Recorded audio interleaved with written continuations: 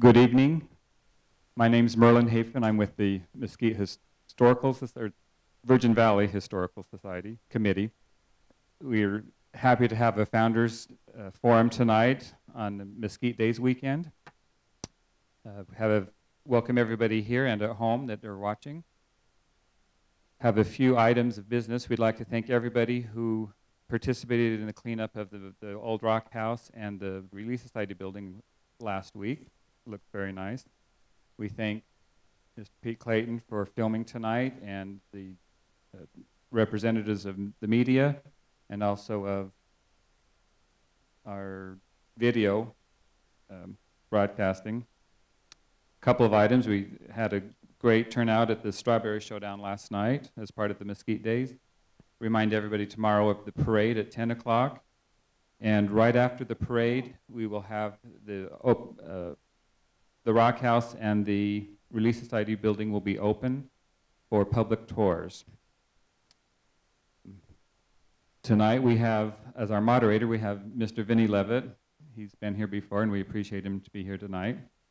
I have great memories of Vinnie myself being a sixth grade student of his. He then moved up to high school and taught me some more. And tonight, as our presenters, we have two sisters, LaFaye Leavitt and Crowther. It's a interesting, somewhat unique tonight because most of the history that they will be talking about actually happened right here on this very spot. Although they were born in Las Vegas, their house stood close to where we are right now. Their father and mother operated a cafe, which was close to right on the boulevard actually, for many years. LaFaye also ran a business out of that same location also for many years. They also walked right up the street here, so they're still very close, haven't moved too far from home, like some of us around here. And we're happy to have them. They're also important to me. Claire was my piano teacher, and LaFaye, who she won't tell any stories about her son and I as we were growing up. So that's not part of the history we're getting into. So we will turn the time over to Vinnie. We'll also have a time later on for some audience questions if you have any. So jot down some or remember them at that point. Are you ready, Vinnie? Thank you. I assume that you'll tell me when to shut up. I don't have a problem talking, but I have a problem stopping. So, and as you have questions, please make sure that you stand up and say them really loud because people aren't going to be able to hear it very well back there who are watching on television. And Merlin will bring a microphone, try to get one to you.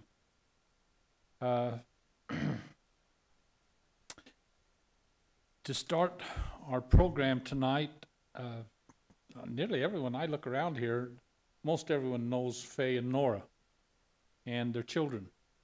But for the benefit of those of you here who may not have known,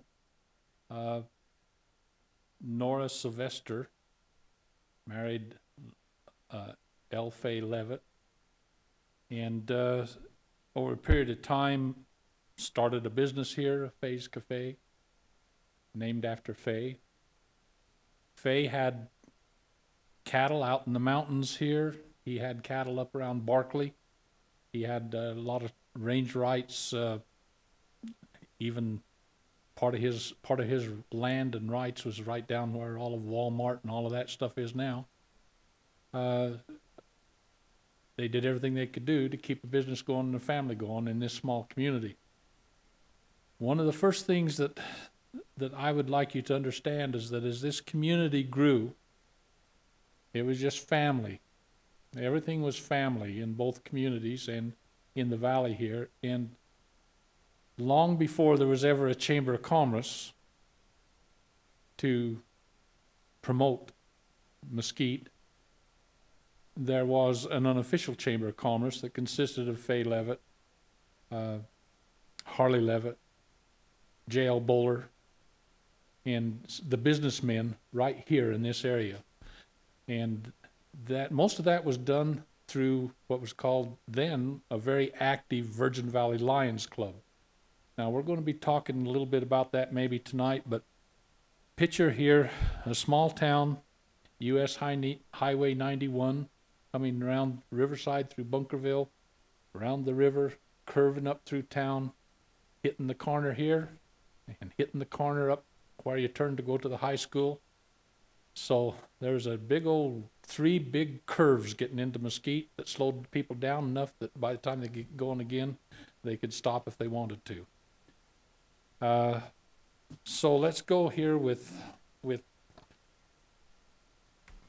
Claire and LaFaye, and I don't know, maybe I'll try and just ask you, and maybe if you just have something, you just start talking, and whoever talks fastest gets to talk first, okay? One of my questions that I'd like to ask is, how did Faye's Cafe get started? I mean, why? I'll have to tell you that because I don't remember. Just know what I've heard. I don't know exactly why it got started, but I guess Mom and Dad decided that they wanted to run a business, and so it was in the late 30s that they built a very, very small cafe, and it consisted of, I think it was like 5 stools at the counter, and then they had just, I think about 3 or 4 tables at the front. And that's what it started out as. And it was a famous stopping place for the truckers. They loved to stop, and Mom was a good cook. She made a lot of good food, and everybody enjoyed it, especially her pies. Her homemade pies was known. In fact, she was written up in a national magazine for her pies in Faye's Cafe. So it was, anyway, they kept it open until the war was on, and things was rationed, and so they couldn't get the stuff that they needed, and so they closed it for a while, and they moved to Boulder City, and then Dad was called into service, and so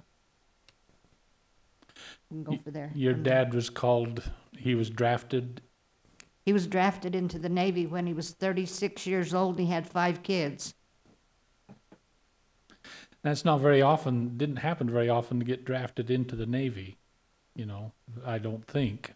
But 5 kids, wow. Our mother loves to tell the story about, as she watched him leave, he made her promise that she wouldn't cry. And she says, and he remembers her standing under a tree with 5 little girls. And she kept saying, I'm not going to cry because it'll embarrass him. And she didn't until he left, of course.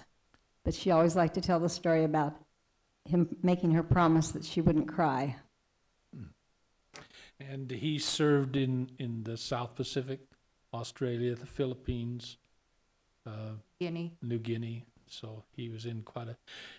I've done a little research, and in World War I can find 13 men out of this valley that went over to Europe to war. That doesn't sound like a lot, but I think at that time there was probably around 500 people in the valley. In World War II, there was probably not much more than 800 people in Virgin Valley, which included Beaver Dam Littlefield. If you say half of those are women and girls, women, and then you take how many children are just kids. I think the elementary school at that time probably would have had around a couple hundred kids, and the high school maybe 120, something like that. That doesn't leave too many people left to go to war, but out of that, approximately 200 people, men, that was available to go to war in World War II, 128 from this valley left their families and went to war.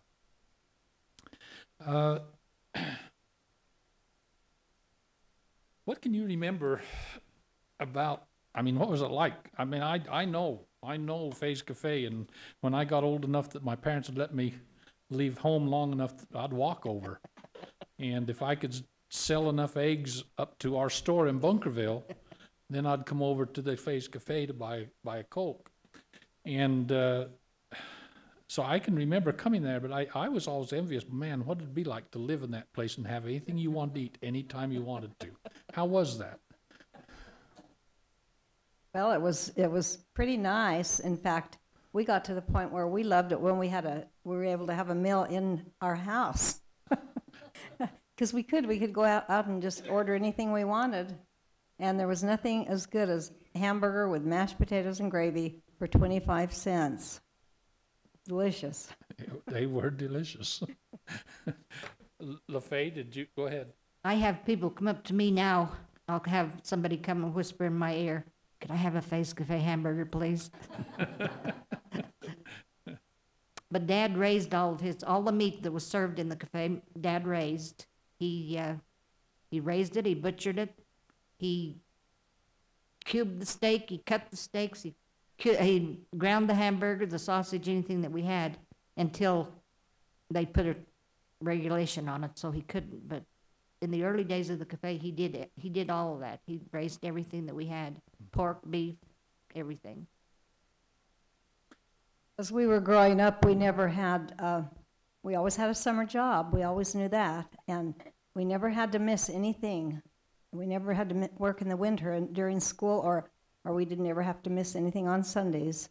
But we had a job, and Mom and Dad actually held out income tax on us, and we were able to, that went towards even today, and we always had a summer job. And I got fired a few times, but they usually hired me back.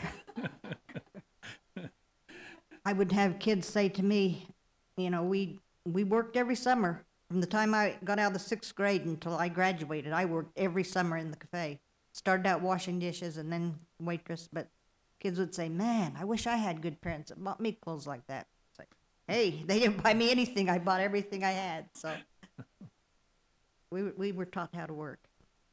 I remember as I would, we could drive before we were 16.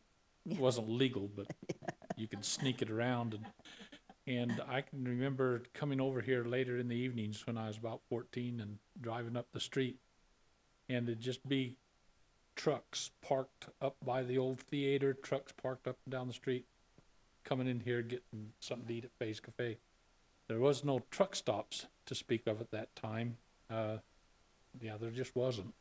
And so they stopped here to get something to eat all along the time. It was open 24 hours a day, except on Christmas night, Christmas Eve, and then they left the back door open so that the truck drivers could come in and get their own coffee. And it was open all the time, never closed. I remember your mom and dad as being very soft-spoken. Now, that may be different at home, but I remember your mom and dad's being soft-spoken, very quiet, fair, hardworking, honest people.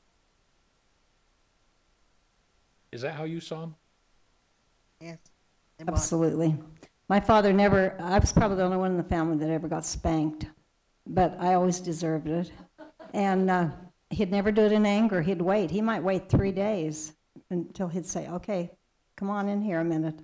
And he'd get a little tingly willow. And when we'd fight with each other, he'd say, "Go out and get a little willow off the tree." And we'd come back in, and he'd say, "Bring me one too. And if you want to fight, go ahead and fight. But," he said, "if you stop, I'm gonna hit you." And it didn't ever really hurt us, but it just, hurt our pride more than anything. But he was very kind, but he believed in us following the rules.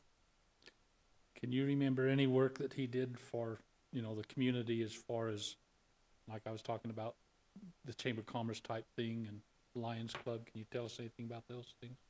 He was on the credit union board. He was on the school board for many years. What other boards was he on? Did a lot in the church, and he did a lot to help people. They were always, Mom and Dad were always driving people to the hospital. I remember that. It seems like when anybody had to go to the hospital, it involved them. They were always, even as far as Salt Lake. And I remember that very much as a child. And I remember Mom cooking things and us wanting to eat it, and we couldn't because it was for someone else always. I was looking from 1954 to 1964. Your dad was in the bishopric here in the Mesquite ward. So for 10 years, under 3 different bishops, Phil Abbott, now I can't, J.L. Dale Buller, Bowler. and Blaine Allen. And so he was always involved with everything, and so was your mother. But like I say, they just quietly did their work. I didn't ever hear your dad argue or fight in any of the meetings when the town would get together. When the town all met up there where the the old where the recreation center is now, to put in television for the first time, your dad was involved right there with that. And there got to be quite an open discussion going on at that time. But your dad, I remember, said some pretty level-headed things and calmed things down. You remember anything about the TV coming in the valley? Oh, yes. Remember, we were, I don't know, but I think one of the first families to get a TV, and my parents kept telling me, well, I don't know if we're keeping it. And so every day I came home, I just knew that TV was going to be gone. And it was just, it's frightened me to death. And all the kids would gather, especially on Sunday evenings, to watch the Ed Sullivan Show. And it was just, I was so grateful that they didn't send that back. You'd never know when you might come home and find some of the kids. Nobody would be there, but they'd be laying on the floor watching television. Those who know Graham Frainer, he just thought he lived there. And we'd come home from a trip or something, and he'd be then there laying on the floor watching TV. So it was just his home away from home. I know that they had a hard time keeping the TV going. The TV board had a hard time because as it became so popular, people wouldn't pay the fee to keep it going. Did you remember anything about that fee? I remember that fee that each family that had a TV was supposed to pay, and sometimes they didn't, so it made it kind of hard.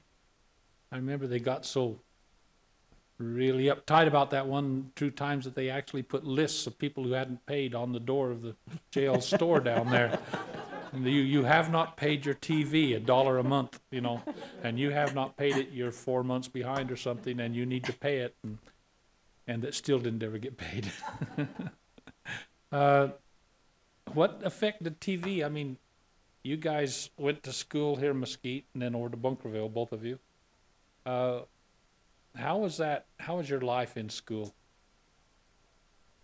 What did you do? I mean, this is a small town, a little small school, probably 100, 120 kids, nothing to do. We always had plenty to do. And we never said, I don't have anything to do, because if we did, then we'd be given something to do. As a teacher myself, all I can say is that if the kids now did the things we were able to do then, they'd be in jail. We used to, it was so wonderful. I mean, I remember in elementary school, our principal was the bishop of our church, and we didn't have a church yet, and we were building one, and he told us that if we would, at recess and lunches, they decided to move the location of the church to where it's the old church that was pulled down on Mesquite Boulevard. And that's what we'd do at our recesses and lunch, is go move bricks for the church. Now, can you imagine us doing that today? And just little things like that. We always had Christmas programs, great big wonderful, wonderful Christmas programs. We had field trips that I remember going to school one day in elementary, and our teacher said, okay, everybody out on the bus, and we're going on a trip. And, without permission from parents or anything, and we went up the mountain and played all day. And as a teacher, we've had to we're going on a field trip next Tuesday, and they had to know about it almost when school started in order for us to get permission to go. So, things have changed. Of course, things have got bigger, but, it was like a magic world when we were going to school, both in elementary and high school. It was wonderful. The thing that was so wonderful about the valley at that time is that everybody took part in everything. If we had a school dance, the whole town come, old, young, everybody was there. If we had a ball game, everybody was there. I mean, it was just, everybody took part in everything. It wasn't, that's just how it was. Everybody was expected. If we'd have a junior prom, The whole town would be there. I mean, it was really wonderful. I remember going to a ball game in junior high school over at, the high school was in Bunkerville at the time, and you know, some of these men in town, they'd get pretty excited about if the referees didn't make a call just right. And I remember one night, two of the gentlemen from our valley and two of them from Boulder, I think it was a Boulder City? Boulder City. Started fighting, and they got up and started fist fighting. And they had to turn all the lights off to stop it. I remember that night. I was hiding under the bleachers with eyes like that big. You never had to worry about chaperones at any function, that's for sure. One other thing I do remember, and Vinnie was probably part of this, I don't know. Not me.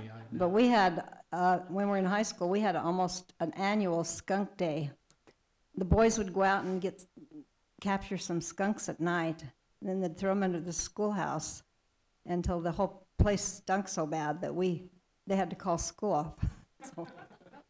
The old west building over on where the park is now in Bunkerville, that's where our west building was, and it was so that things could get underneath it, and so very often we'd come to school and man, we'd just almost die. It'd be so bad. Your eyes would just water. Some people have snow days, we had skunk days. What about dress standards at school compared to today? We didn't wear pants.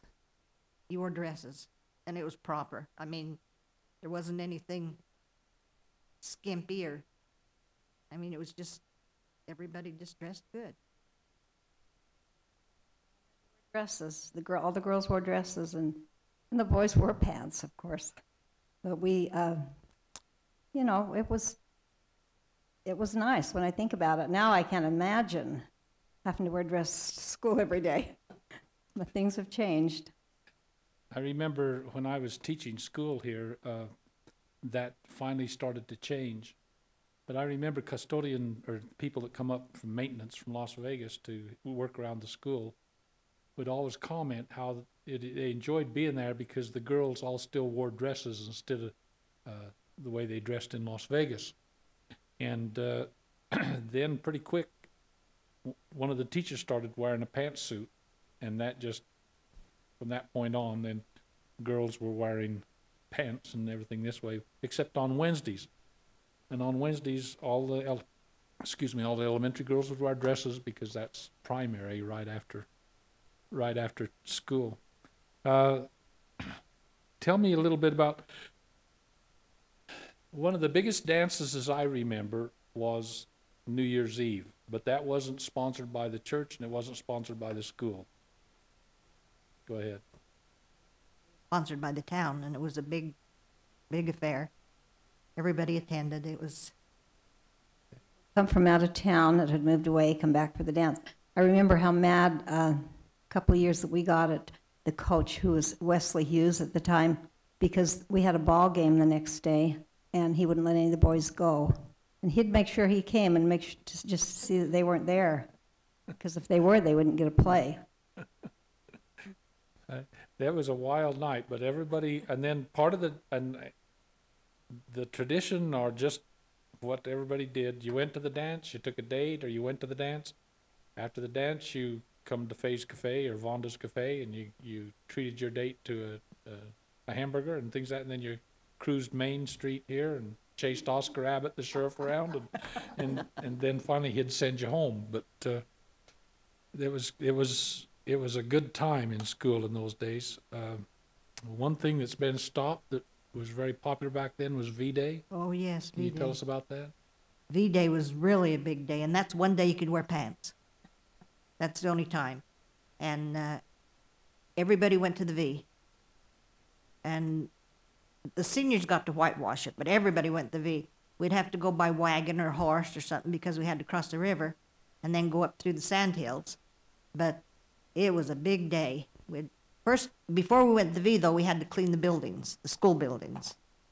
And then we'd go to the V, and then we'd come home, and then we'd have a big dance that night. It was really neat. It was a big day. It got stopped after the school moved over here. The Clark County School District stopped it after They tried to stop it for a number of years, but finally, I think they finally got it stopped, except for those 1 or 2 seniors and faculty that sneak up after school and do it, perhaps now. But Another big day was the Sadie Hawkins Day race, where the girls had to chase the boys, and they had to take to the dance whoever they caught, and that was quite a thing to be able to do. And sometimes if you had a certain boyfriend, you'd plan it with them to meet him at a certain place. But sometimes it didn't work. Somebody else got him first. But the boys would climb trees and they'd do everything. It was just quite funny. But after it was all done, they'd meet in the auditorium and they would name out the kids who had to go to the dance together, and everyone was a good sport. Whether they liked who they caught or not, they always went. I met my wife that way. She was going steady with another boy, but I didn't like who was chasing me, so I jumped into her, and she had to take me to the dance, and that's how.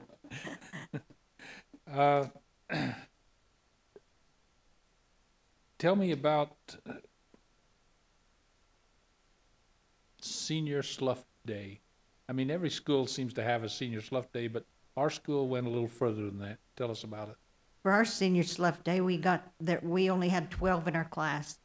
And so we took 2 cars and we went to California. First we went to Knox Berry Farm. And then we went to, we stayed across the street from the Pike. In those days, the Pike was really something. And we really had a good time. I mean, you could really, but you'd play like you were sloughing, and so you'd miss school. Well, we really did miss school. We missed days of school. But it was a neat time. When we had our Slough Day, it wasn't a Slough Day, it was a Slough trip. I mean, we went for several days, and we took the school bus, and we had 18 kids in our class, and the juniors were always trying to stop us and find out when it was going to be. Nobody would let out when it was going to be, and they tried all year to find out when we were leaving. So it was a sneaky affair, and if they found out, they would try to do anything they could to stop us. And I remember the night we left on ours, there's a boy named Ike Leavitt in our class, and he was running for his life to get on that bus. His clothes were flying behind him, and he finally got on the bus, and he didn't have a thing with him. And then Jimmy Hughes, who used to be the mayor here, he was in our class also, and he had to go to Reno on an ag trip, and he was going to fly in and meet us in L.A. And we got in our hotel room, and we picked Jimmy up at the airport and got up to the room, and he opened a suitcase, and it was clear full of baling wire, no clothes. So he had to wear, the girls all outfitted him. He wore our shirts, and he looked just like a clown on the whole trip. Tease him about it today. That it's one of those things that seemed to be a tradition in our school, that our school belonged to Educational District Number 1. We had our own school district.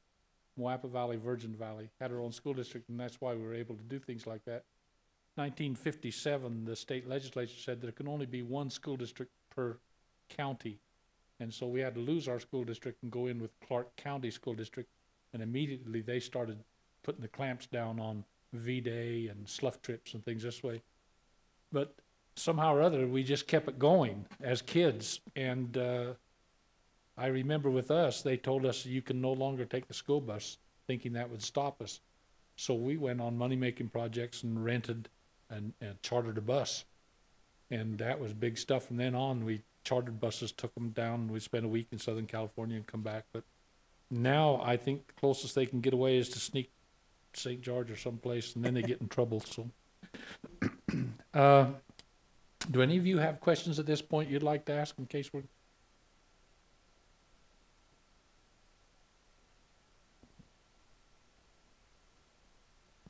I don't have a question. I just have a correction on the amount of people in the valley when you were saying how many people went to war from the 500.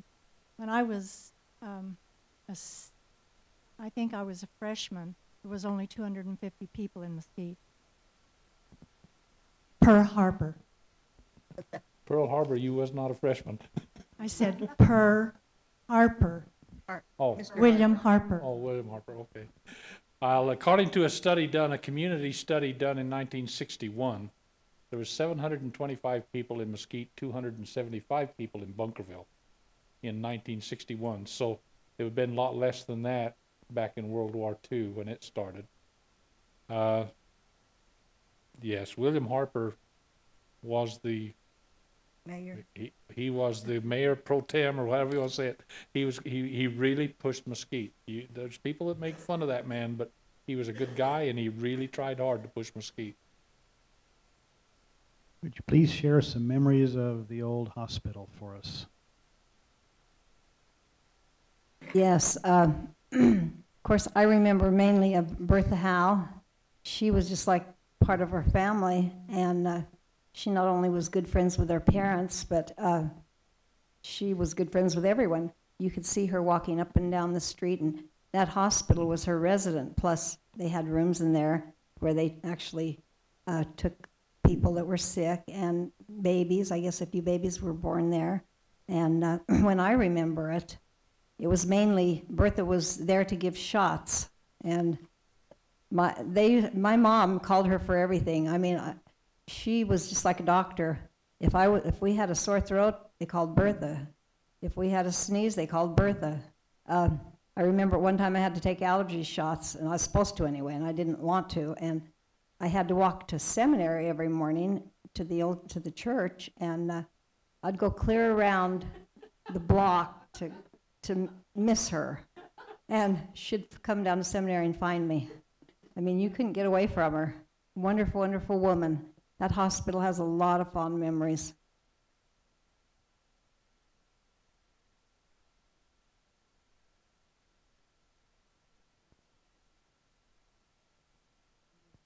I'm quite sure it was built during CC times. Aunt Margaret can remember that. And the hospital was.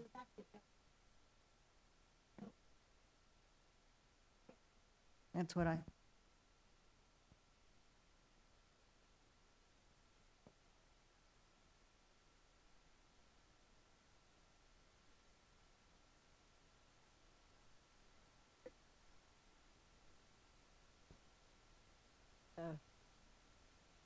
Scout room.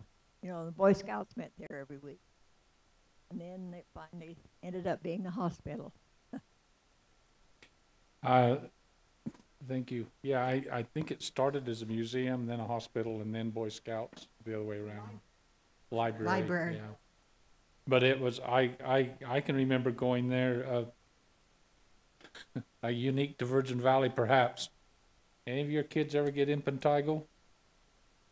Oh. Well, back then, everybody used to get impetigo, and down to Bertha's they'd go, come back to school with big red or purple splotches all over their face to stop that spreading around. And you know, you'd think you'd feel really self-conscious about that, but everybody had it, so it just it didn't seem to matter. Yes. Thank you. This is really interesting to listen to because I, like you, came from a very, very small town. And I grew up in a coal mining town in Pennsylvania and also shared a family history of the restaurant business. And listening to you reminds me a lot of my youth. And I was wondering if you gals have any of the original recipes from your family diner? And if you do, oh, go ahead, I'm sorry. Oh, my daughters now are in the process of making a LaFaye's Cafe cookbook from recipes that were left by my mom. LaFaye and I have, we've both gathered some, and they're in the process of doing that now. Well, I think that's a great idea, and maybe as a community effort, we could come together someday and maybe do something from your family cookbook and maybe have a chili feed or combine some recipes from the old diner cookbook and make it a real community affair. I think it would be fabulous. Thank you. Let's see. World War II, LaFaye, blackouts? I don't know why we had blackouts here. I think when I think back on it, it must have been because we were close to Boulder Dam and close to the Nellis Air Base? I don't know, but we did have blackouts. I mean, I can remember as a little kid, I was scared to death. I mean, the old siren would go off and everything would go black. We couldn't. So we did have blackouts during the war. I know that my father drove milk truck to Las Vegas during that period of time, and he would haul people back and forth with him. And you know, when you get on top of the hill by Apex, you can see all of Las Vegas. And then it used to go down where that overpass is now and turn and go down around Nellis. Well, for a minute, you went under the hill and you couldn't see it. And I can remember how excited this one passenger one night got and wanted him to pull over because there'd been a blackout. You know, he'd lost the lights and blackout. And so it was something that went on here, and people were concerned about it. I know rationing was very, very difficult. Oh, yes. And gasoline and things this way, it was just so hard to get anything. But here, people seem to get along. Our mom opened up the restaurant before our dad come home from the service. She decided she's going to open it up. She wrote to Dad and asked him if she could, and he didn't. I mean, she didn't get a reply back, so she just opened it up. And things were rationed, and she had a hard time, but she made it. She struggled along, and she had that cafe open, and she worked it, and it was, I can remember it was hard, but she did it, even though it was rationed. Margaret has a... Famous for their, they called it truck driver stew. And it was, they'd toast the bread and put butter on it and then put hot milk over it. And they called it truck driver stew. And the truck drivers, of course, they were driving truck all day and they wanted something light. But Faye's Cafe was really famous for that truck driver stew. Oh, brother, half the town. Catherine.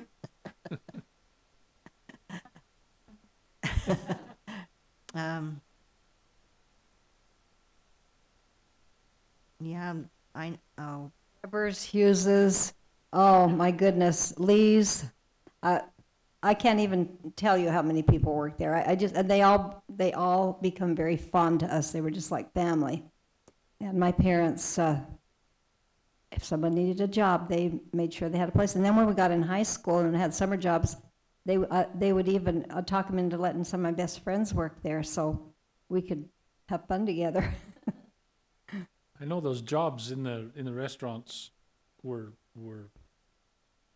sought after jobs. Over in Bunkerville, all it was to do is work on the farm and haul hay. And I remember when I finally decided I can haul hay for 50 cents an hour, or I can go over and work in a station for 75 cents an hour. And so I got a job when I was 13 working in the gas station over here at Mesquite. But boys would always try and get in the places to be dishwashers, and the girls as waitresses. And to be able to get one of those jobs was really, you'd done something pretty good then. You didn't have to be out in the field. And so it was something that everyone tried to do, and to earn money to get school clothes, things this way with. I started out, when I started working as a dishwasher, I made 25 cents an hour. And I can remember when I got raised to 50 cents. Wow, that was really... And I had this girlfriend, and we decided one day that we wanted to work together, so we worked together, and we each made 25 cents an hour.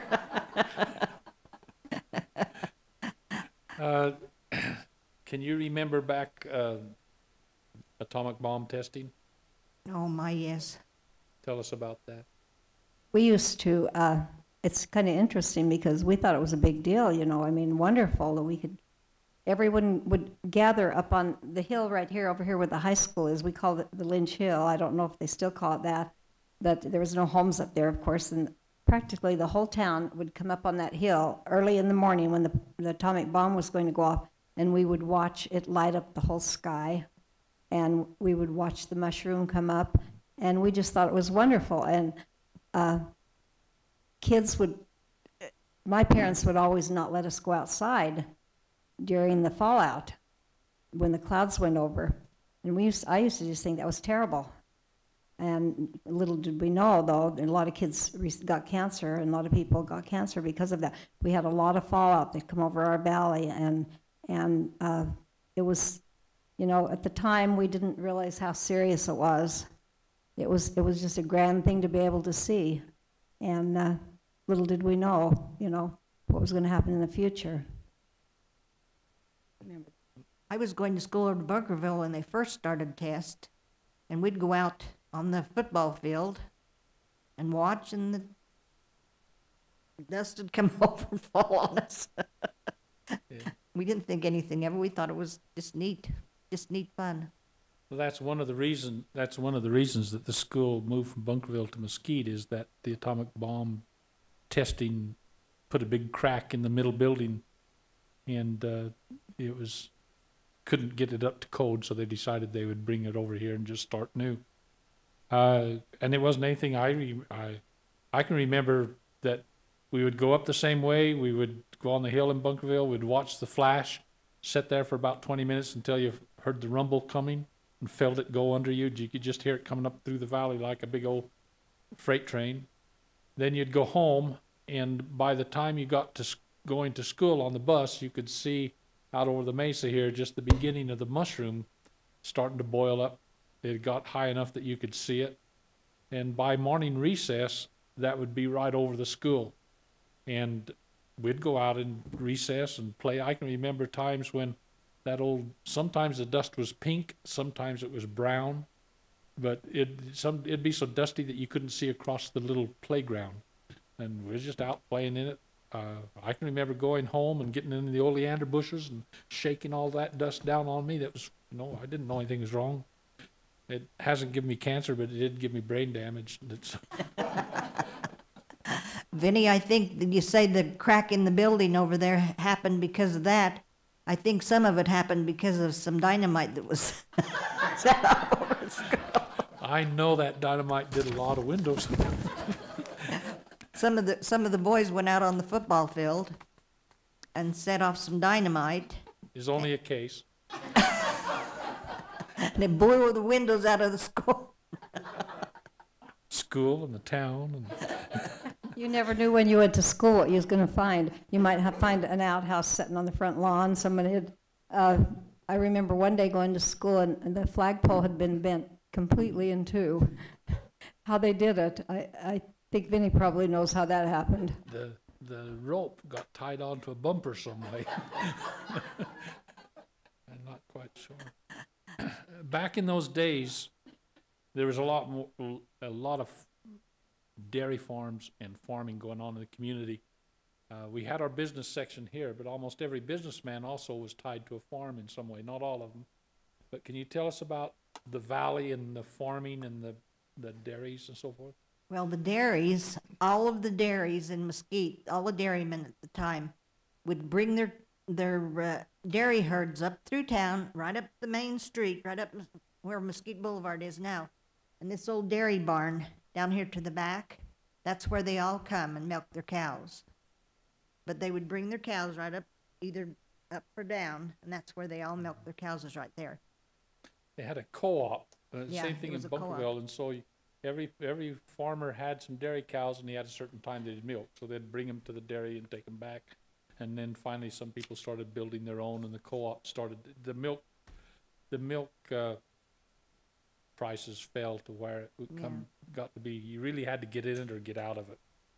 But there was, for one time here, probably up until about 1980, this little valley produced almost all of the milk for Las Vegas. And a lot of the milk for cheese up in Beaver, things this way. There's a lot of milk shipped out of this little valley every day. In 1980, I was driving milk tanker while I was teaching school too, but there was 3 5,000-gallon tankers taken out of here every morning. Now there's not one dairy barn left, or not one. Sometimes the tourists would have to stop, because this was the tourists have to stop while the cows went across the road so that they could get down to the dairy. I remember, of course, this dairy barn was right kind of in our backyard, just down the street, and my favorite thing was to take a little cup and run down there, and they had that little thing where they'd run the milk through and it was ice cold, and we'd just dip in and get a glass of milk and then go on our way. Over the aerator and catch yeah. it just to come out, yeah. Any more questions, anyone? Before I go on to a different? I'd had a question. Go ahead. Being it's Mesquite days, there used to be a county fair here in Mesquite. Right. Could you talk a little bit about that? Sponsored by the Lions Club. Go ahead. Yes, that was it. It was the county fair that is now down in Wappa Valley, and it was a big deal. I mean, people came from all over. We had a parade. Everyone was participated in the parade. We had floats. We have they had a rodeo, and a carnival came to town, which was a big deal always. And with the carnival, a lot of gypsies came. We had to watch everything because our parents used to say that, be careful, or they'd steal things from us. And of course, I don't know if they did, but we were little kids at the time. But we'd have, up in the old school, they'd have baking goods, and they'd give prizes for, and I remember one time, and I laugh about this because it wasn't very honest, but I remember one time running out into the cafe and said, I want ham and eggs breakfast. And so the cooks made me this nice breakfast. I took it up to the county fair and put it on the table, and I won first prize. So, but the rodeo, everyone came to the rodeo, and it was wonderful. I mean, I don't know why they ever moved it from Mesquite. It was a great thing to have here. It went on for a number of years, the Clark County Fair, and then I think down in Vegas they decided they wanted to put it down there, and then it petered out. Yeah, they had cattle. The kids raised beef, and I mean, it was just wonderful. They had judging of animals, pigs, cows, sheep.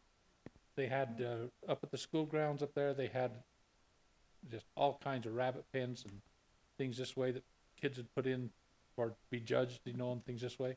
The rodeo grounds set right where the old school up here, where the city owns now set. Yeah, that's where the gymnasium was. Yeah, those rabbit pens made pretty good.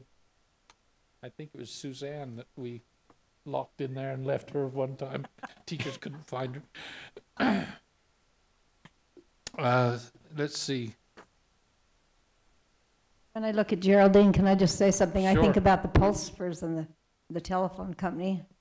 Was it the Pulsefers? Wasn't it? I know the Burns and the Pulsefers. Anyway, I remember our telephone. I remember my phone. We're party lines, and when I'd call somebody, I'd always have to say, "Beverly, don't listen in." She was the operator. You know, we always had someone who we knew who was the operator. And I remember our phone number at home was 2 shorts and a long. Yeah. And I will bring her 2 short. Yeah, and we are 3 shorts or whatever, and but we always had a friend working over at the telephone office, and we always had to be careful what we said because they're always listening in.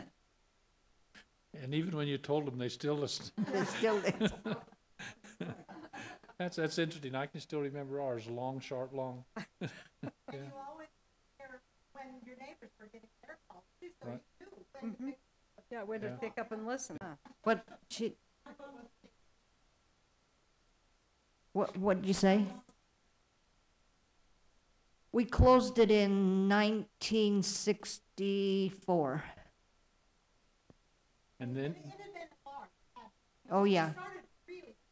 Yeah, it was enlarged 2 or 3 times, yeah. It opened it was in the late 30s, 1938 or 39, somewhere around there. when you closed, you and your husband, Verl, started one of the first type businesses in this valley. What did you do? We had a hardware and appliance store. So it was called Western Auto, or did it call Valley Supply? It was Valley Supply. Yeah, Valley Supply, and you could get lumber, you could get everything there, and what you couldn't get, her husband would get there really fast. He would come to your house and help do anything you needed done, put in a washer or something that way, but before there was an Ace or a Do It Best or anything like that in town, then you were the first ones to start that kind of business. And did seem to do fairly well. I don't know. Till he died. Yeah. It was just I can still remember his boy, your Tracy, Tracy.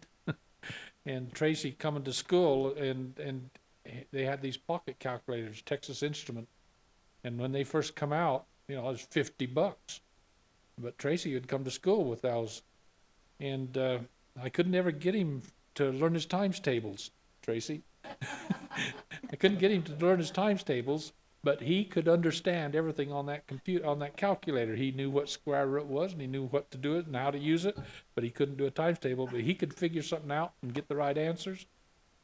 And I thought, someday I'm going to have one of those. As a teacher, I was thinking, someday I'm going to have one of those. But I had to wait till it was like $5 a piece or something before I ever got one. And then one time, your husband come over to help me put a cooler in. And he says, now, Vin, I'm going to show you a trick. And we had the cooler set up in the water, the evaporative cooler and the water in there. He went out to his truck and he come back with a bottle of Coke. And he popped that open and he poured that in, and he says, now, you won't get all that calcium on your pads. And it seemed to work for a little while. But Mike's Theater. The theater. Man, that was our entertainment. And we had 3 changes of movies a week. And we went to every change.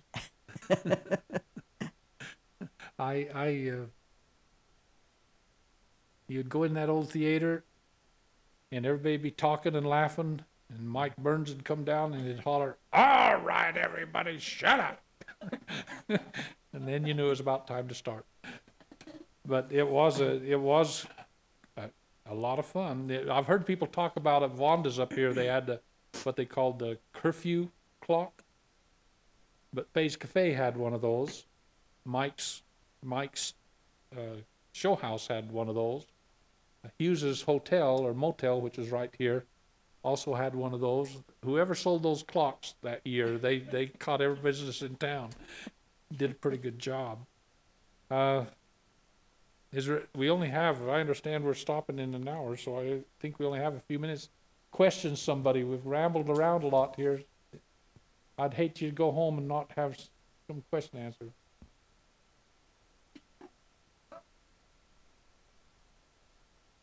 Well, there really wasn't a curfew, but when you're out riding around, your curfew is basically what your parents told you to be home. Now the policeman, he all knew everybody and he'd send you home, but as you was cruising up and down Main, all you had to do is look in through the window of the store or the cafe, and you could see what time it was. So that was the curfew clock. At one time, we did have a time that the siren would go off at 10 o'clock. Yes, you're and right. We were supposed to be home. I remember getting scared to death if I wasn't where I should be. When World War II ended, and all of these 128 guys come home, having seen the world, that's when things really started to change in Mesquite.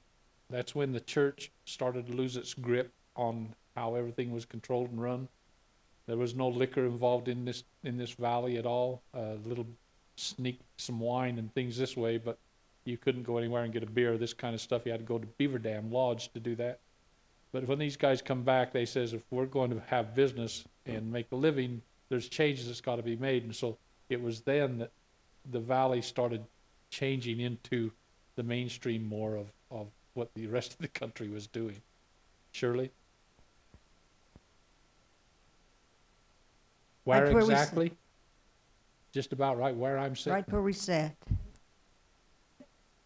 Yeah, it was right up against the sidewalk. There was the Hughes's Motel. On this Faye's side. Cafe. On this side. Yeah. Well, let's see. This is Main Street out here, so Hughes's Hotel was here. And then cafe, and then a couple of houses. Yeah. Yeah. Uh-huh. And so I think this whole place is just pretty well built right on your foundations. And I remember when your wife's family built a motel down the street also. Yeah. My parents years later bought that, but I remember that going up and we thought that was the most marvelous thing in the world because it had a swimming pool. Yeah. We didn't have swimming pools here then. They'd let you swim in it, but she was sure had a mean mother. Our swimming pool was the big ditch, Yeah, that was mine too. Charlie Hole.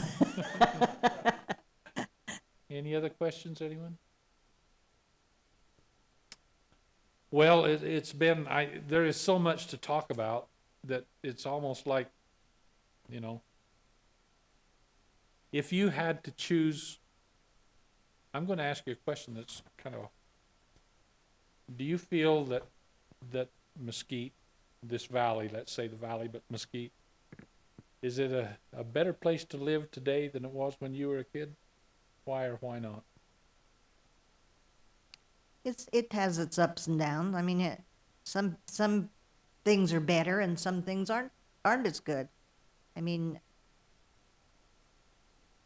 I think the thing that, when I look at, well, we used to know everyone in town, which is, you know, makes sense because there wasn't so many people, but there was a certain amount of respect children had for adults, and adults had for, it was like everyone was your child, and the whole town kind of belonged to each other. If someone died, the whole town mourned. If someone, you know, had a success, the whole town was happy. It was just,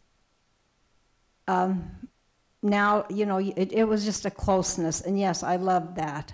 I realized that progress, you know, has to come, and as things get larger, that goes away. We still have a wonderful town, and it's made a lot of progress. And you know, like I said, the only thing constant is change, and everything changes. So it was a wonderful place to grow up. We loved raising our children here. Wonderful place to raise our children, and I still think it's a great place to live. I think the thing that I miss the most is the visiting. We used to visit more. We used to just took time to visit, and I think that and that's our fault that we don't, but that's what we used to do more than we do now, is to visit each other. There are many things in the community that is sure a lot more convenient now than it used to be. Yes. But the civility and visiting, that is something we could still help each other with. I think one example of progress was television, because once television got here, Mike closed his theater. He just didn't, you know, people just didn't go. So things change as we might say we get modernized. Yeah. Things change. Within 5-6 years of television, well, maybe 10 years, we stopped losing all of the people at the dances, things this way too. But one last time, questions, anyone, comments?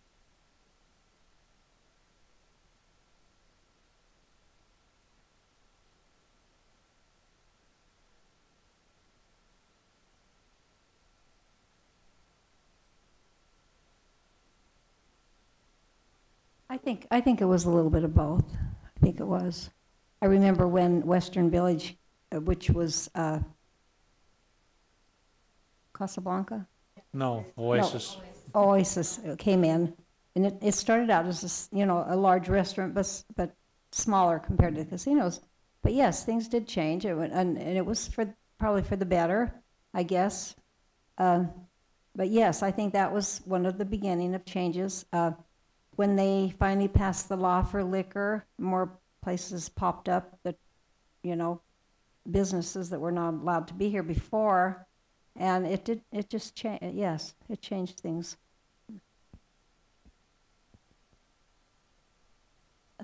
I'd like to talk about when they brought liquor, hard liquor into town.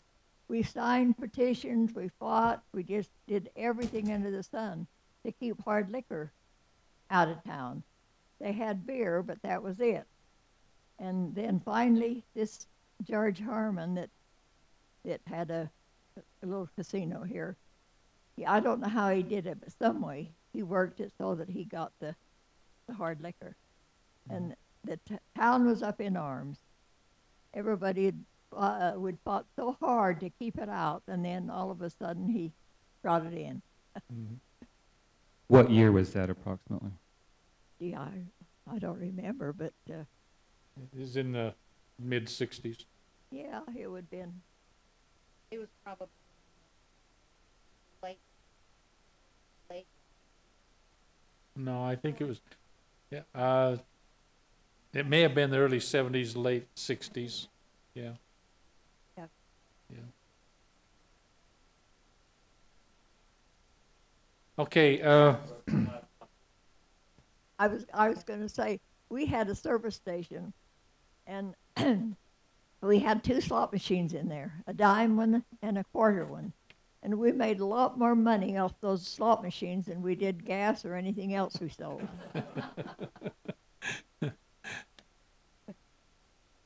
I know, yeah, when you worked in the service stations, of course you weren't old enough to play the slot machine, but That made a lot of difference. I sure would have made a lot more had I not. been Our working in parents the had service station. a nickel and dime and a quarter slot machine, and they didn't serve beer or anything, but they had slot machines.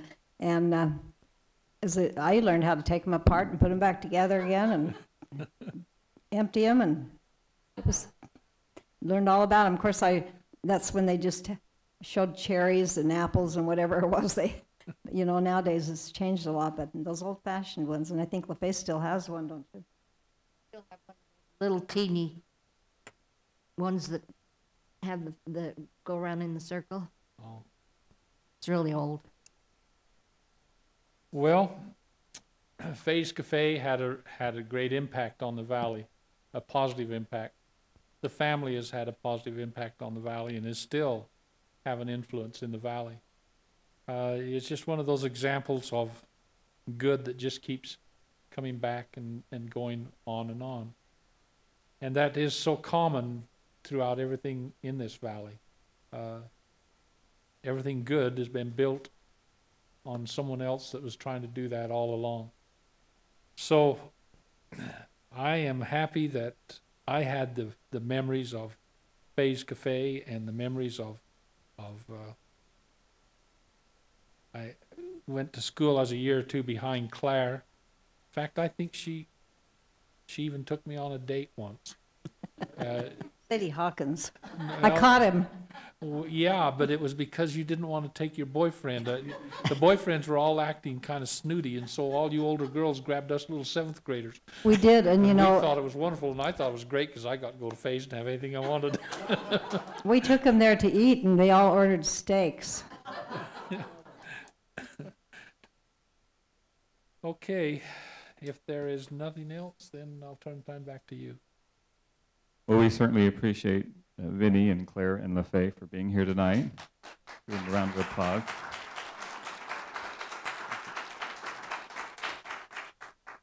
We'd also like to thank Aaron Baker. He ran everything. He's the rep from the city for the committee, the historical committee. I'd also like to thank Councilman Gino Withelder for coming tonight. We appreciate that, and all of you for coming. Also, this little side note, I know this was basically the history of Mesquite. I know a lot of you come from other places, but jot down those memories too. I hope it brought back some good memories for you. This is recorded tonight. It's available at the museum. You can see Mr. Montgomery over there. This one tonight and all the others that have been here. Margaret Hardy did one, and there's others that have done others, Founders Forums, so it has a lot of good history of Mesquite. We have a certificate for our participants tonight we'd like to present them with. And again, thank them for coming. Thank you. Thanks, Myron.